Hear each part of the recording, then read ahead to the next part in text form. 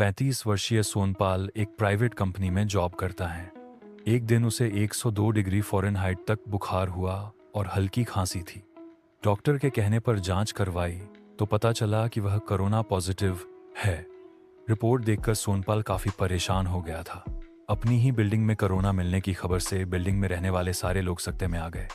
महानगर पालिका, पुलिस आदि को सूचना दे दी गई। कुछ देर बाद एम्बुलेंस आकर सोनपाल को अस्पताल ले गई। सभी ने उनके शीघ्र स्वस्थ होकर लौटने की प्रार्थनाएं की।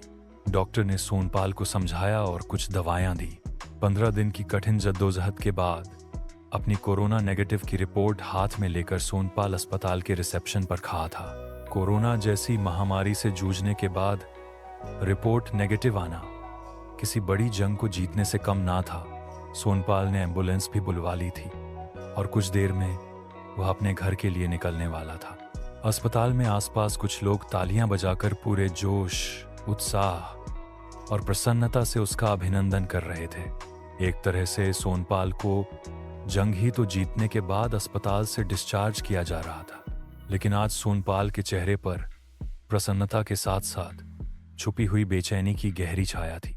गाय से घर लौटने के पूरे रास्ते भर उसे याद आता रहा आइसोलेशन नामक खतरनाक और असहनीय दौर का वो तकलीफ भरा मंजर। आइसोलेशन के दौरान बहुत कम सुविधाओं वाला छोटा सा कमरा, अपर्याप्त उजाला, मनोरंजन का कोई साधन नहीं, कोई बात नहीं करता था और न ही कोई उसके नजदीक आता था। तीनों वक्त का खाना भी बस प्लेट में भरकर दूर से ही सरका दिया जाता था।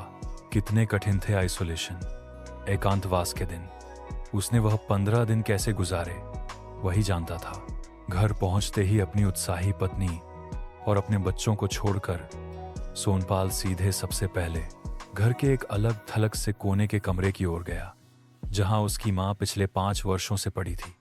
सोनपाल अपनी मां के पांवों में गिरकर खूब रोया और उन्हें उस एकांत कमरे से लेकर बाहर आया। 5 वर्ष पहले सोनपाल के पिता की मृत्यु हो गई थी। पिता की मृत्यु के बाद से एकांतवास भोग रही मां से कहा कि मां, आज से हम सब एक साथ एक जगह पर ही रहेंगे। बेटे के बदले हुए बोल सुनकर मां को भी बड़ा आश्चर्य हुआ कि आखिर बेटे ने पत्नी के सामने ऐसा कहने की हिम्मत कैसे कर ली। एकाएक आज उसका इतना बड़ा हृदय परिवर्तन कैसे हो गया। बेटे ने फिर अपने आइसोलेशन, एकांतवास की सारी परिस्थितियां मां को बताई और बोला, मां, मुझे माफ कर दो, मैंने आपके साथ ऐसा व्यवहार किया। मैं अपनी करनी के लिए बहुत शर्मिंदा हूं। अब मुझे एहसास हुआ कि एकांतवास कितना दुखदाई होता है। बूढ़ी मां की आंखों में खुशी के आंसू थे, क्योंकि आज बेटे की नेगेटिव रिपोर्ट उसकी जिंदगी की पॉजिटिव रिपोर्ट बन गई।